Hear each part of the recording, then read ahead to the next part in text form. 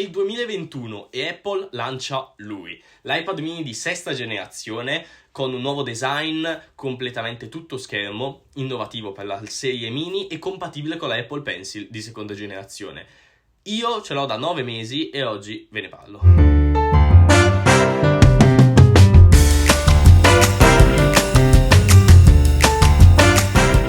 Io sono Joe, studente e fotografo di 18 anni e per la mia produttività, sia a livello scolastico che a livello un po' più professionale, ho voluto affiancare al mio MacBook Pro M1 da 13 pollici una macchina secondaria, soprattutto per l'aspetto scolastico. E non volevo una macchina troppo costosa o troppo ingombante come poteva essere l'iPad Pro o l'iPad Air, anche per il fatto che io prendo ancora appunti dal punto di vista cartaceo e mi serviva un quadernino tipo A5 su quelle dimensioni lì. iPad mini è stata veramente una scelta fantastica e adesso ve ne parlo perché è incredibile. Per l'aspetto da studente, come dicevo prima, nonostante io utilizzi ancora la carta e sia un pochino un dinosauro per questa cosa, soprattutto per le materie scientifiche, possono essere matematica, fisica e chimica, preferisco il quaderno, comunque si comporta veramente bene. Gli appunti si prendono facilmente, non dà problemi, non scatta. Io utilizzo note per prendere gli appunti perché è quella su cui mi trovo meglio. E devo dire, ho visto utilizzati anche iPad Pro o iPad Air che sicuramente offrono uno schermo più grande e come dispositivo principale sono sicuramente più adatti per l'aspetto da studente. Però dato che io li utilizzo come dispositivo secondario, se i quaderni si possono chiamare dispositivi, non l'ho patita troppo questa cosa. Alcune funzionalità vengono meno, come per esempio la funzione Stage Manager che c'è su Mac e che c'è anche sugli iPad. Su lui non c'è, però vabbè, c'è sti cazzi a un certo punto. È un ottimo compromesso per prezzo, dimensioni e portabilità, perché veramente non pesa niente, è piccolissimo e lo metti in una tracolla se sei un po' maranza e sei a posto. Per l'aspetto fotografico invece è stupefacente. Allora, partendo dal fatto che io utilizzo Lightroom e Photoshop ovviamente sul mio computer, che però sono due cose diverse, però pagando l'abbonamento fotografia al piano fotografia, qua sopra su di lui Lightroom normale, non Lightroom Classic, Lightroom CC funziona da Dio come su computer, anzi con l'utilizzo di questa maledettissima penna funziona meglio che su computer. Cioè, paradossalmente, avere la possibilità con la penna di creare le maschere e di pitturare e pennellare, se non hai una tavoletta grafica, che vabbè non è il mio caso, ma se non hai voglia di connettere una tavoletta grafica al computer, è molto più comodo per andare a fare fotografie in viaggio.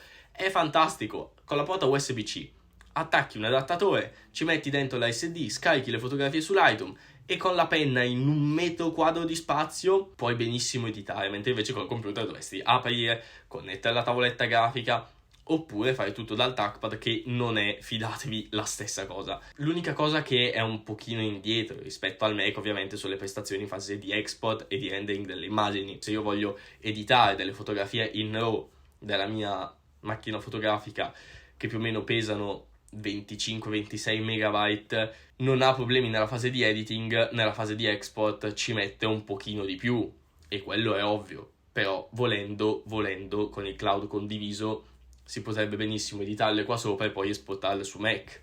Io aspetto quei 3 minuti in più che ci mette e via. È una questione di tempo, però non pesa troppo. Per la parte riguardante Photoshop invece è imbarazzante, fa schifo, ma non l'iPad in sé che non ha troppe colpe, quanto proprio il programma come è sviluppato. Io ci ho provato ma non mi ci trovo per niente, non mi piace, l'interfaccia è scomoda e credo che quello però sia anche un pochino dato dal fatto che lo schermo è veramente piccolo.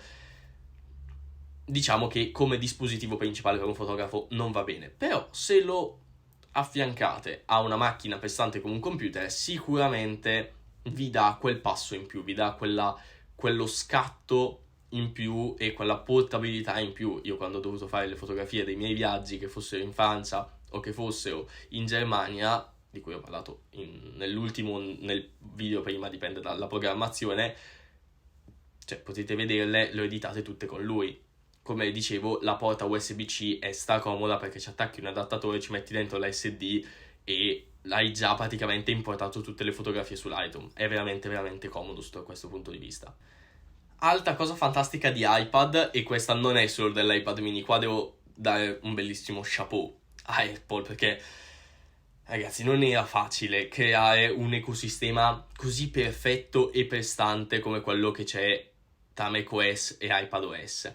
È fantastico, io posso utilizzare iPad come schermo secondario, quindi mentre edito piazzarci sopra il player e tenermi semplicemente i file e la timeline sul Mac. Posso utilizzarlo come tavoletta grafica per Photoshop senza connettere alcun tipo di cavo, senza c'è tutto wireless istantaneo, e soprattutto una cosa che ho scoperto da quanto sarà 2 settimane.